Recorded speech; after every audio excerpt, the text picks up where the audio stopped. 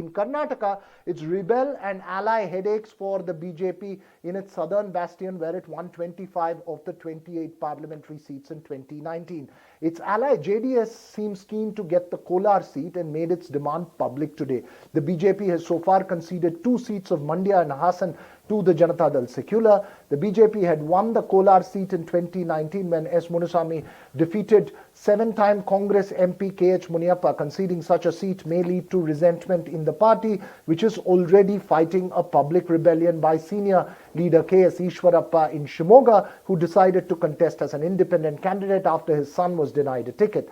Former Chief Minister and incumbent Bengaluru North Member of Parliament Sadanand Gowda too publicly expressed unhappiness at being denied a ticket and his seat being given to Union Minister Shobha Karandlaje. Gowda was supposed to hold a press conference this morning to announce his future plans but cancelled it reportedly after some senior leaders intervened. Remember, the BJP is yet to release its candidate list for 8 of the 28 seats in Karnataka, and some of those could be contentious as well. Let's listen into the political reactions from the JDS and the BJP leadership earlier in the day before we discuss this issue. There is no difference in our relationship. I requested yesterday BJP or local friends and High Command, the election dharma, what we have to, Maitri dharma, what we have to follow. That's why I requested both the parties, workers. Not only I am not advised or requested BJP friends, even my party workers. The BJP national leaders had offered us Chikbalapur. But regarding Kolar, we have around 3 MLAs and 3 constituencies. We have gotten second place. So commonly all the party cadre are expecting to take Kolar, because we have high chance of winning the Kolar seat and we have gained around 5 lakh votes. It all seems to be revolving around the Kolar region, Sandeep Shastri.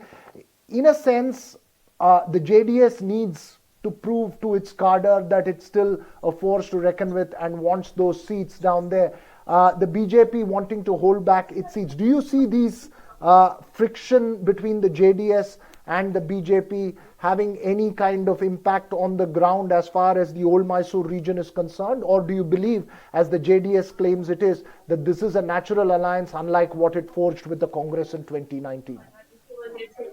Veera, for the BJP, the challenge posed by the JDS, I think, is a bigger issue than the challenge posed by its own internal contradictions.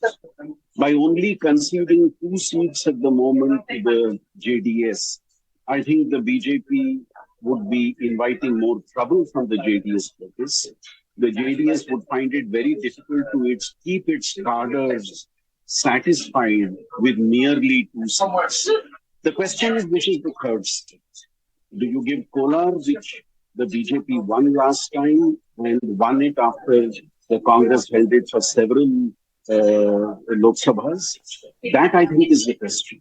But unless you keep the JDS on your side and help the JDS deal with disenchantment within their own party, I think the transfer of votes and the benefit of the alliance will not reach the BJP. The BJP's internal contradictions, given the fact that they are going into this election with the Prime Minister's face, I think that focus will put some of this dissidence in the background. And these are leaders who have, in a sense, passed their prime. So the type of challenges they can create are minimal. And given the fact that you are going into this election with the Prime Minister's face, I think that will offset many of the challenges they face within the party. But I think the bigger danger they face is the unhappiness in the ally. Right. That's an important point that you make there. Rajalakshmi, is there a sense that there was, again, one of the murmurs that one hears within the BJP is that this is again a stamp of authority by B.S. Yediyurappa over the party, and hence the old guard and others find themselves, sort of in the sidelines. Is there another sense that, look, there is that deep camp divisions within Karnataka that's at play? Would that be a worry in a parliamentary election? Because it's often been the albatross around the BJP's neck in an assembly election in the state. No, I think that, even if that factor was there, maybe in the assembly elections, that factor has been negated now because Mr. Yediyurappa's own son is now in charge of the matters in Karnataka, in the Karnataka BJP. So I think that factor is definitely not going to be there. But there is definitely a lot of change in the way in which the things are being run in the entire.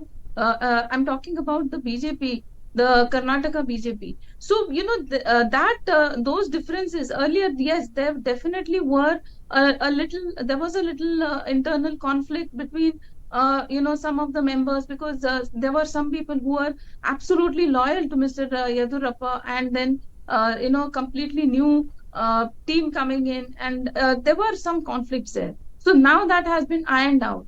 And now I think that definitely, now even Mr. Yediyurappa also, in the past so many days, he has been saying that he has been taking charge of matters and he has been standing there with the Prime Minister and he has been very actively campaigning. So I don't think that he looks disgruntled or he looks, like he wants to try to take some matters in his own hand or he wants to go some other way. So he definitely seems to be completely in proper harmony with what the rest of the team of BJP Karnataka is doing. So I don't think that factor is there. Sandeep Shastri, quick word from you on the remaining 8 seats that the BJP is yet to announce. Some of them could be potentially contentious. Given the reaction that the party has had in the first 20 seats that it announced of the 28 seats in the state, do you see a change of strategy in the remaining 8 seats in terms of experimenting with new candidates, or do you believe that it's still going to stick to its strategy and this is a parliamentary election where it believes that it can handle the factions much better than it can in an assembly poll? Maybe go with a little more caution, but the plan for changing certain sitting MPs will very much, I think, be there. And they have already briefed the sitting MPs, I'm told, that they are likely to be changed. So some of the changes they will definitely bring in. And as you rightly said just now, given the fact that it's a Lok Sabha election and they are focusing on the central government and the pan-India image, I think they would go ahead and make those changes they wish to make and believe that they would be able to handle it in terms of the larger issues that they are focusing on. So while they would be cautious, I don't think they would make too many changes from their earlier practice. Right. That's an important point that you make there. R.K. Radhakrishnan, before we just wrap this conversation, one other personality that has been spoken about in the last 2 days has been the former governor of Telangana, who's submitted resignation, likely to contest the Lok Sabha polls in Tamil Nadu. Is there a clarity as to where Tamilisai Soundararajan could contest as far as Tamil Nadu is concerned? Veera, there is only 3 seats where she can contest from, where her community is in great strength. One is Thoothukudi, the other is Tirunelveli, and the third is Kanyakumari. Now, as you would remember, 2019, she fought the elections in Thoothukudi and lost it by a massive margin, 3.8 lakh votes or so. So that leaves only Tirunelveli, where the Congress is likely to contest as the main opposition party. And of course, Kanyakumari, where again the Congress is going to contest. Kanyakumari, of course, is a difficult piece of work because it's, again, the sitting Congress MP is quite popular. Vasant is quite popular and it's a difficult cup of tea. Maybe Tirunelveli is the place that she will aim at, but it also, like in Karnataka, it adds to the dissident and all of that in Tamil Nadu because Tamilisai Soundararajan is a former BJP state president and has not seen eye to eye with Annamalai on a lot of issues, including his kind of handling of the press and his brusque mannerisms across the board, across 2 political parties and people in other political parties. And Tamilisai Soundararajan is a well-mannered and human being whom everybody seems to like, including a lot of people who are on the other side of the divide. Right. Interesting that you make that point. But thanks very much, all 3 of you, for joining us.